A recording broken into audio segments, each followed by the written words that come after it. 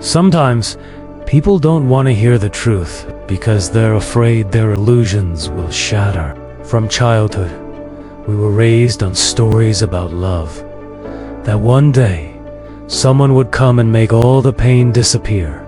Love was painted as something pure, unconditional, redemptive, and we believed it.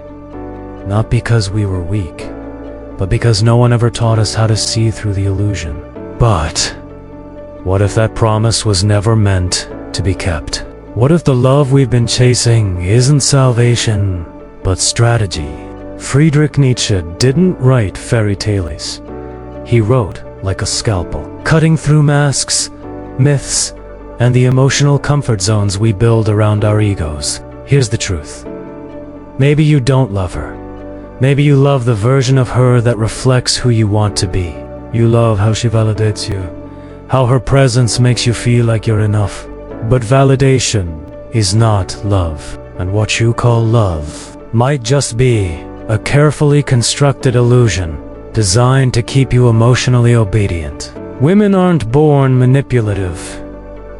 They adapted to survive in a world that denied them visibility. They weren't given swords, so they learned to fight with silence. They weren't given power, so they mastered influence, not out of malice, but out of necessity. While men took the spotlight, women learned to operate from the shadows. And you, the modern man, still don't see clearly. You mistake strategy for softness. You confuse adaptability with innocence. You think she's fragile. You think her love is pure. But it's not purity. It's power. Power that's refined, rehearsed, and executed with precision.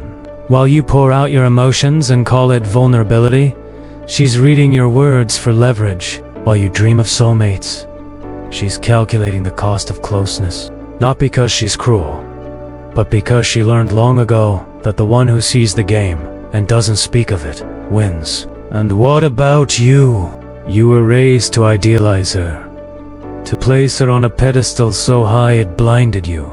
You can't see the strategy because you don't want to. You prefer the fantasy, the muse, the good girl, the healer. But what if those roles are masks? Masks she learned to wear because they work. Nietzsche didn't expose this to destroy women, but to destroy the stories men tell themselves about women. Because as long as you believe she's morally superior by nature, as long as you believe her love is without motive, you'll keep surrendering your agency in exchange for emotional security. And she take that power, not out of hatred, but because the system taught her to. You are not being loved. You are being handled. And the scariest part, you like it that way. You like the comfort. You like the worship. You like the emotional anesthesia that lets you avoid yourself. Because the moment you stop needing her to be your redemption, you'll have to face what's behind that need. And that, not heartbreak, is what truly terrifies you. But fear wears many masks. And one of its favorites is romantic devotion. You think you're loving her freely. You think you're offering yourself honestly. But look deeper. What you're offering isn't love. It's bargaining. You're saying, if I give you my heart, will you fix the parts of me I can't bear to face? You're not looking for a partner. You're looking for a solution. And while you offer your soul in search of comfort, she's listening. Not to your words, but to your needs. Not to hurt, but because every vulnerability you reveal becomes a map of your emotional pressure points. And she learns them fast, not to destroy you, but to place herself in your psyche as someone indispensable. Nietzsche saw this. He saw that what we call love is often just a subtle contest for emotional territory. Who controls the rhythm of intimacy? Who withholds first? Who gives in last? These aren't questions of affection. They're questions of power. And here's the hard truth. The one who needs less controls more. You give her everything. Time, attention, identity. You call it honesty. She gives you just enough to keep you chasing. She calls it connection. But it isn't connection.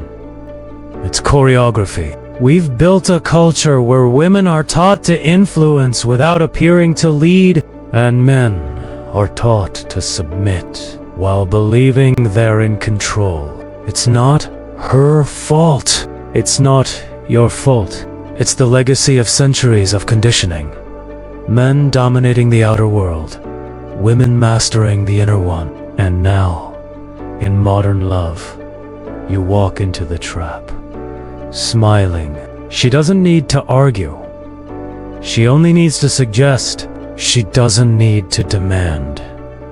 She only needs to desire. And in doing so, she shapes you, your choices, your identity, without ever raising her voice. That's not manipulation. That's mastery. You call her mysterious because you don't understand her. And you don't understand her because you've never truly understood yourself. Have you ever wondered if you truly loved her?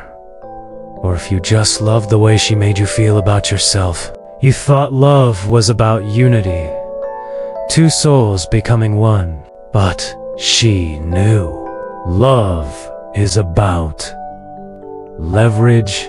And when she pulled away, it hurt not because she left, but because your reflection left with her. Nietzsche might say, you never loved her. You loved the way she made you feel about yourself. She was the stage on which you performed your worth. And when the stage disappeared, it wasn't just silence you were left with. It was truth. She didn't deceive you. She simply stopped playing the role you wrote for her. You never saw her, only your idea of her. And when she stopped acting it out, you called her cold. You called her cruel. But maybe the real betrayal was yours, for loving a fantasy and expecting her to live inside it. Nietzsche didn't condemn women. He condemned men who refused to grow up. Men who wanted muses instead of mirrors. Angels instead of real human beings. With all their beauty, chaos, contradiction, and power. You were taught that love is the highest virtue. That to give selflessly is what makes a man good. But what if that selflessness was just a mask for emotional dependency? What if, beneath the poetic gestures and grand declarations, there was a quiet fear whispering, if I don't give her everything, she won't stay. So you gave more. You compromised more. You erased parts of yourself to become what you thought she wanted. Not because you loved her, but because you feared being without her. That's not nobility. That's submission, disguised as romance. And while you believed you were being brave, she felt something entirely different. Control. Not through force, but through presence. Through your willingness to orbit around her approval. Here's the uncomfortable truth. When love is rooted in need, it is never equal. She may not ask you to change, but you change anyway. She may not demand your devotion, but you give it anyway. Why? Because you've convinced yourself that her acceptance is your salvation. But she never asked to be your savior. She was just being herself. And you turned her into a mirror of your worth.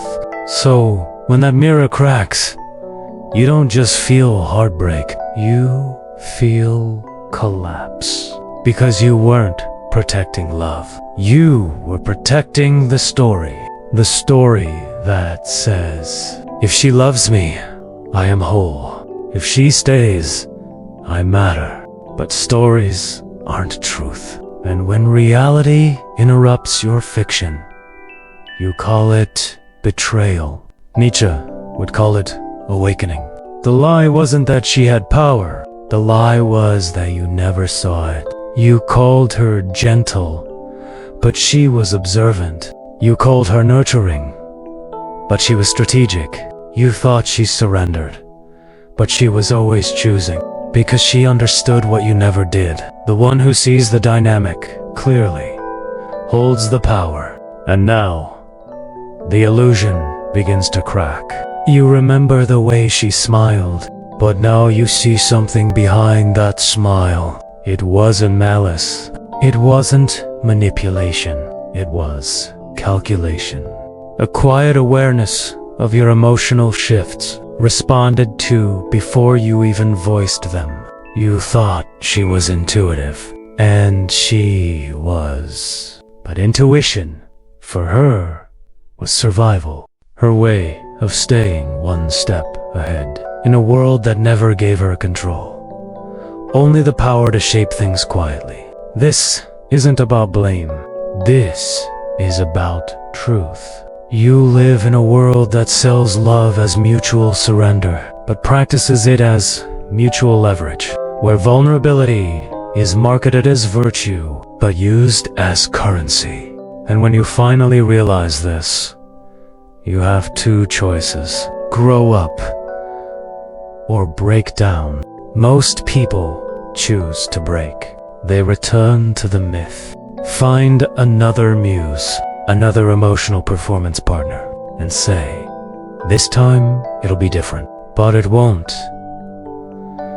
Because the roles haven't changed. Only the actors have. And until you stop needing her to play the part, you'll never meet the person behind the mask. But what happens when the mask comes off?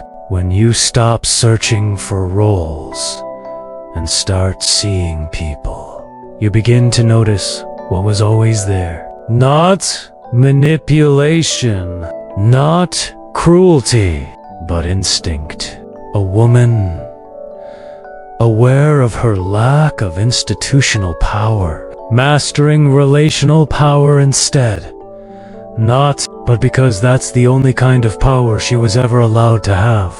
So, ask yourself, not is she ready to love me, but am I ready to see her without the myth? Because only then can you see yourself, and only then does love stop being a story and become a revolution.